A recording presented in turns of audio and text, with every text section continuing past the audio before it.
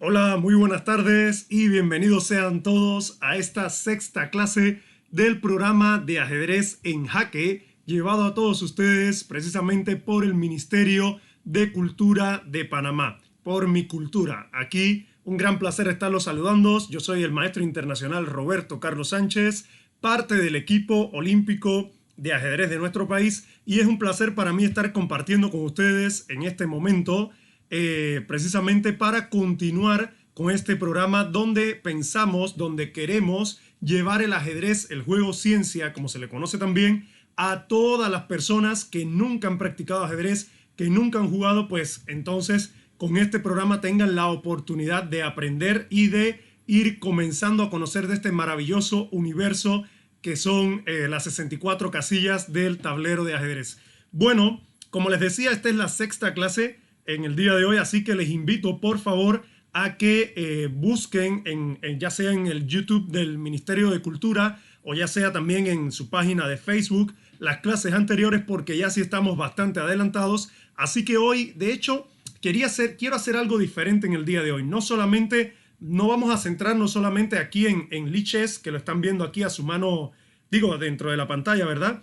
Lichess, que es este programa donde los invito a que abran su contraseña, su usuario, perdón, con su link, su nombre, su contraseña, y allí pues precisamente van a poder disfrutar de ajedrez las 24 horas del día, y no solamente jugar ajedrez, sino también aprender, pero en el día de hoy la verdad es que quería hacer algo un poco diferente, y es por una razón muy especial. Precisamente el pasado 6 de julio, iniciando la semana, era el natalicio, se cumplía una fecha más del natalicio del gran jugador Adolf Andersen, ¿cierto? Que para muchos de nosotros es considerado prácticamente como el primer campeón mundial sin corona, ¿verdad? Sin corona, porque en los tiempos en los que jugó Andersen en el siglo XIX todavía no existía el título oficial de campeón mundial de ajedrez, no existía la FIDE, que es la Federación Mundial, y por eso pues no había un campeonato oficial, ¿cierto? Sin embargo, Adolf Andersen sí fue reconocido por todos como el mejor jugador de su época, del mundo en ese instante, ¿cierto? Y ¿qué pasa? Que Andersen pertenece a una corriente del ajedrez que trabajamos en la clase anterior, en la quinta clase, cuando hablábamos de que el ajedrez también es un poco de arte. Y cuando hablábamos de que el ajedrez es arte, ¿cierto? Había una corriente muy importante que es la llamada época romántica del ajedrez. En esta época romántica, o se le conoce como época romántica, a una época donde los jugadores le daban por encima de todo prioridad a los sacrificios para poder hacer jaque mate. ¿Qué cosa es un sacrificio? Es cuando regalamos, cuando damos parte de nuestro material para poder ganar una partida, ya sea por jaque mate o por ganar más puntos. Y precisamente Adolf Andersen nos regaló, dentro de los muchos sacrificios que hizo, porque era considerado un super jugador de ataque, le gustaba mucho atacar, realizar combinaciones y sacrificios, pues Andersen nos regaló una partida que fíjense hasta qué punto es conocida para todos los amantes del ajedrez, que es conocida como la partida inmortal del ajedrez, ¿ok? Así se le conoce, la partida inmortal, literalmente. Y en el día de hoy quería compartirles esta partida inmortal, comentarla desde mi punto de vista, ¿cierto? Y ojalá que les sirva y les ayude a ver precisamente lo que son los sacrificios en el ajedrez y las combinaciones. Vamos a pasar entonces, una vez dicho esta pequeña introducción, vamos a pasar entonces a esta posición que tenemos en nuestro tablero, que habla precisamente de la partida inmortal de ajedrez. Con blancas se conducía precisamente Adolf Andersen, y con piezas negras se encontraba otro gran ajedrecista de la época llamado Lionel Kieseritsky. Kieseritsky era un jugador muy fuerte, un jugador de ataque muy, muy bueno también. De hecho, le ganó varias partidas a Andersen, pero pasó a la historia del ajedrez con esta partida donde él recibió la inmortal verdad de ajedrez. En este momento, como podemos ver, la última jugada de las piezas negras fue capturar al alfil de B5. Acaban de ganar una pieza con C por B5 porque, como podemos apreciar, esta dama sería igual precisamente a esta otra dama que estamos viendo. La torre también sería igual a esta torre también igual a la torre de las piezas negras, el caballo igual también, este caballo igual al otro, el alfil sería igual a este otro que es de casilla oscura, y si se fijan, las piezas negras tienen literalmente, un alfil que sería este de ventaja, o sea, un alfil que las blancas no tienen porque lo acaban de perder en este instante. C por B5, pero esta era precisamente, de hecho es el primer sacrificio. Andersen no es que no vio, no es que no se dio cuenta que le estaban comiendo su alfil. No, Andersen había preparado una pequeña trampa que vamos a ver a continuación. Cuando le capturan el alfil, el gran jugador Andersen continúa con H4, amenazando con su peón directamente a la dama de las piezas negras, que en este momento esta dama no puede capturar a el peón porque está protegido por el caballo. Y de repente nos damos cuenta de que la dama se encuentra sin muchas casillas donde ir. No puede dirigirse a H6 porque el caballo, no puede dirigirse a H6 porque el caballo la captura. No puede dirigirse a H5 porque el peón está cuidando esa casilla. Solamente le queda dama G6 y fue en este momento donde Andersen continúa atacando a esa dama, amenazándola, y realiza el avance H5. Nuevamente recordamos que los peones que capturan en diagonal, está capturando este peón a la dama, como lo podemos ver, ¿cierto? Y aquí, como nos enseña, está siendo protegido por el otro peón. Nuevamente la dama solo le queda esta casilla, dama G5, y aquí, como pueden ver con estas flechas de color verde, el alfil está amenazando a este peoncito que está protegido solo por la dama. Este peón es el único que impide que mi alfil pueda capturar a la dama.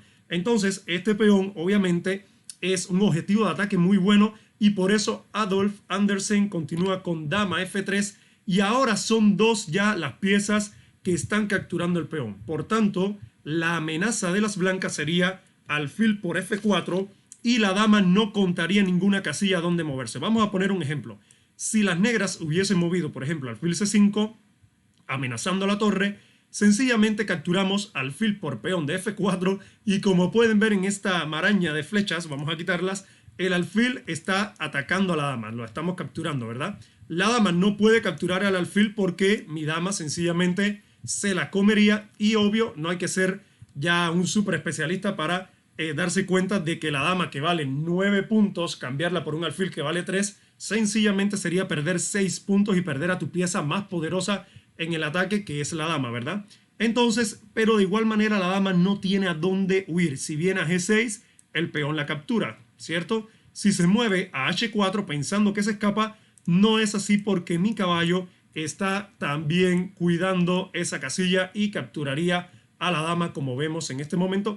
Por tanto, la dama está totalmente atrapada, no tiene a dónde escapar, y perder a la dama ya sí es sinónimo de que la partida se nos está yendo. Muy bien, para evitar esto, Lionel Kieseritsky se ve en la triste necesidad de buscarle espacio a su dama con un movimiento que nadie que quisiera hacer, que es la jugada caballo G8. El caballo retorna, el caballo regresa, y como aprendimos en la clase pasada también, que lo vamos a reforzar en la siguiente clase, porque como decíamos, hoy estamos tratando de hacer algo diferente y de rendirle homenaje no solamente al gran jugador que fue Andersen, considerado el primer campeón mundial sin corona de ajedrez, sino también a esta partida que vamos a ver que es muy bella, ¿no?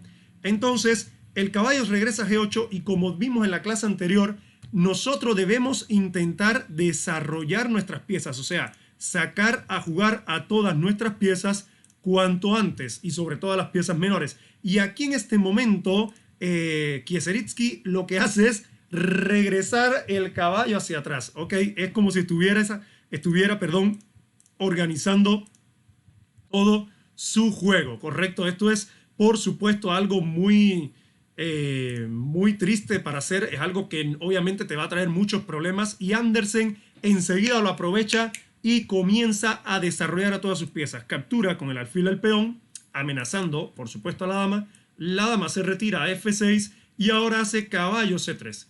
Fíjense cómo ya Andersen tiene a todas las piezas menores listas para entrar en ataque contra este rey que además se ha quedado en el centro. Un rey que no ha podido escapar del centro, ¿verdad? Y entonces vamos a ver cómo Andersen, dentro de sus planes ahora, va a estar subir con el caballo para amenazar a la dama y para comenzar a crear con el movimiento de caballo aquí en C7 ataques también contra el rey de las piezas negras que están muy desprotegido o muy indefenso en el centro, ¿verdad?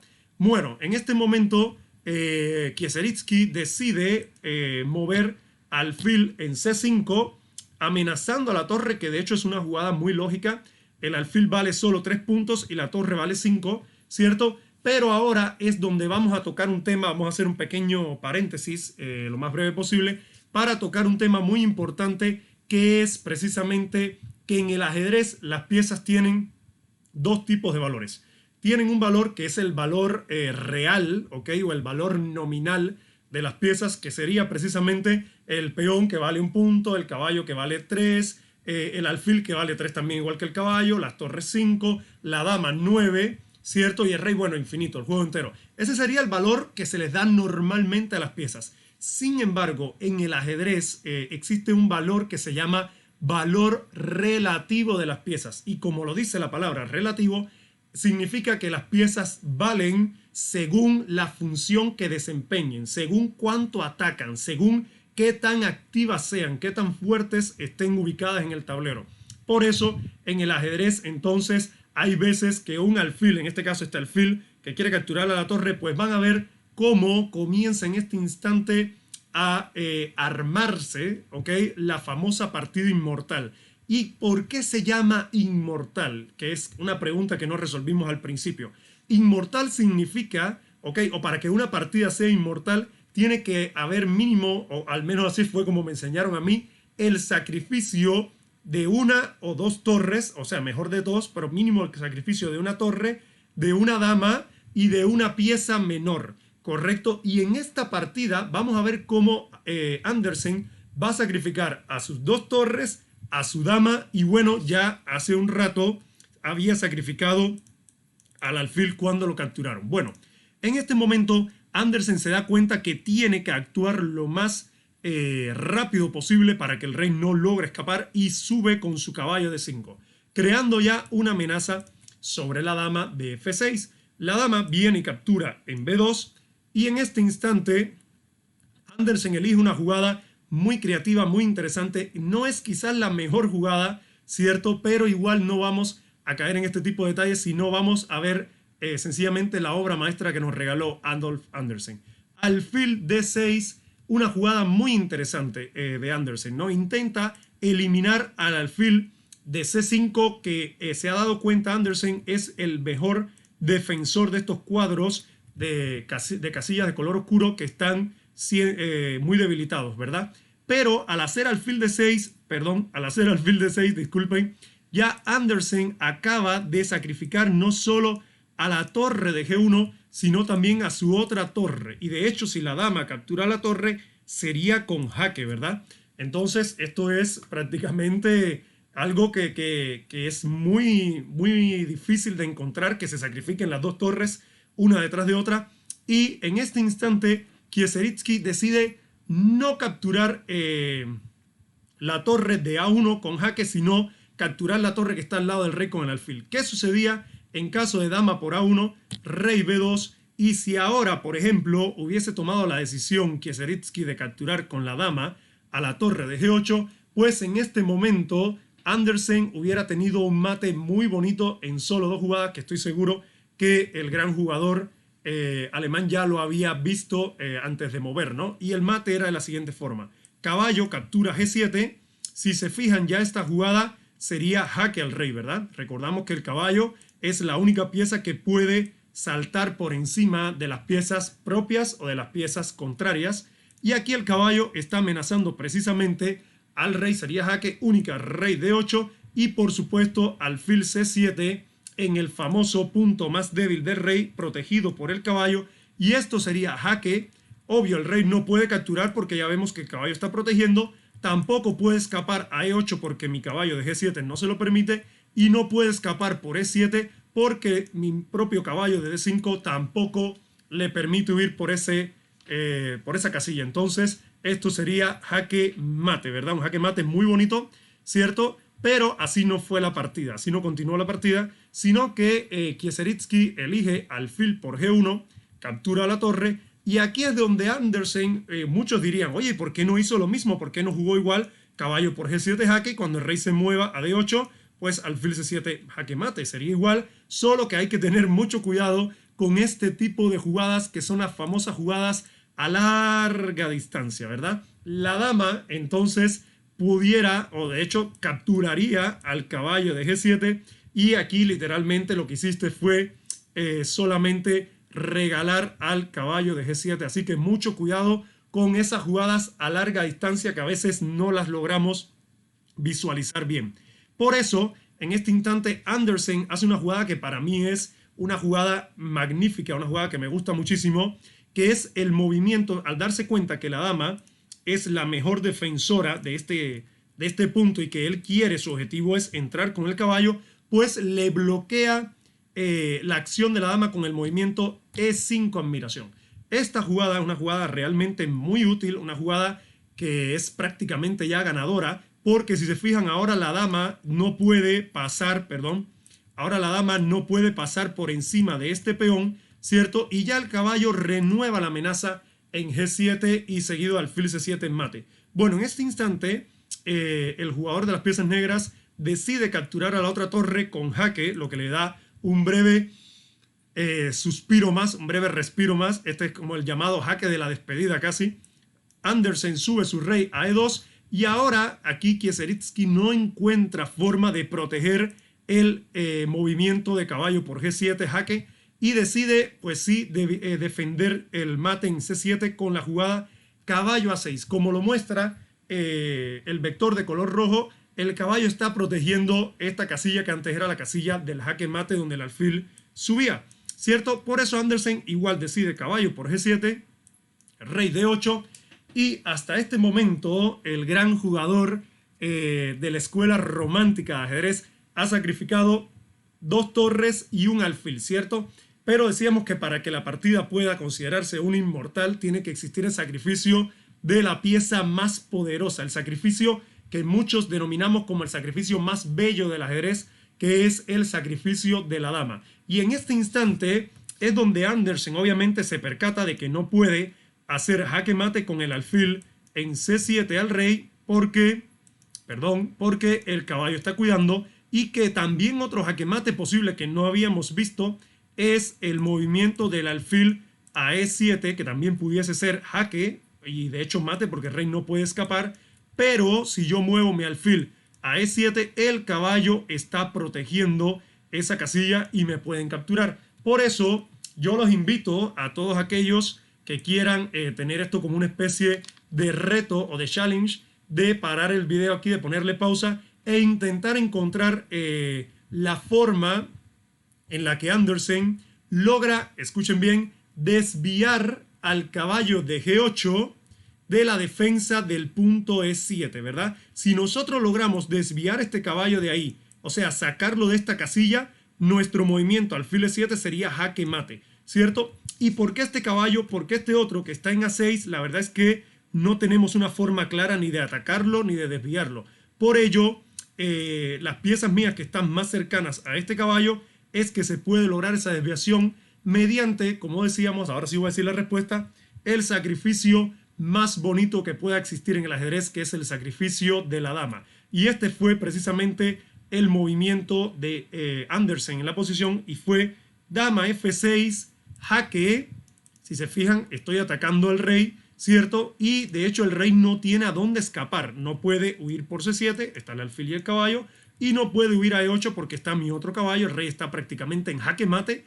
Lo único que impide el jaque mate es que el caballo precisamente puede capturar a la dama, pero eso era lo que queríamos para que el caballo dejase de proteger la casilla 7 y poderle hacer este hermoso jaque mate. Alfil E7, jaque mate con un equipo, recuerden que se los he ido recalcando en cada una de las clases que en el ajedrez el verdadero secreto del ajedrez es el trabajo en equipo entre todas nuestras piezas, ¿verdad? Y aquí podemos apreciar el trabajo en equipo entre el alfil, que es el que está dando jaque, el caballo, que es quien protege al alfil y a la misma vez quien impide que el rey escape por la casilla C7, y de la misma forma el caballo de G7, que impide también que el monarca pueda escapar por E8. Entonces, este es un trabajo en equipo entre estas tres piezas menores, dos caballos, pareja de caballo y alfil, para hacer un mate que realmente para todos nosotros los ejercistas es un mate legendario, muy hermoso, muy bonita la forma en la que Andersen, correcto, en este momento sacrifica primero a su torre de G1, ¿cierto? Ahora hace el movimiento E5 para bloquear la defensa de la dama sobre el punto G7 y que mi caballo pueda capturar. Con esto sacrifica la otra torre porque está haciendo con jaque, ¿verdad? Rey de 2 y luego de caballo a 6, pues como vimos, caballo por G7 jaque, rey de 8 y ahora el super sacrificio de dama, dama F6, excelente jugada, haciéndole jaque al rey de las piezas negras y obligando a que el caballo tenga que capturar a la dama, por lo cual podemos hacer alfil E7, un mate sencillamente legendario para todos los ejercistas. Espero que hayan disfrutado de esta clase diferente. Normalmente, ¿por qué la llamo una clase diferente? Porque normalmente lo que hacemos principalmente es ir mediante las sesiones en Lichess explicándola a nuestra forma de ver el ajedrez para que aprendan a utilizar la plataforma. Así que los invito a que continúen viendo las clases anteriores, correcto, para todo aquel que no la haya visto. Hoy estamos en la sexta clase ya, muy contento de estar compartiendo una sexta ocasión con ustedes y espero que hayan disfrutado del día de hoy. Cualquier duda, si vieron y les parece muy difícil, pues traten de recordar bien el movimiento de las piezas, de cómo el trabajo en equipo entre estas tres piezas logran precisamente el jaque mate. Así que, bueno, espero que hayan disfrutado la clase. Para mí ha sido un placer y nos vemos en una próxima, un próximo encuentro del programa En Jaque del Ministerio de Cultura. Un placer y hasta luego.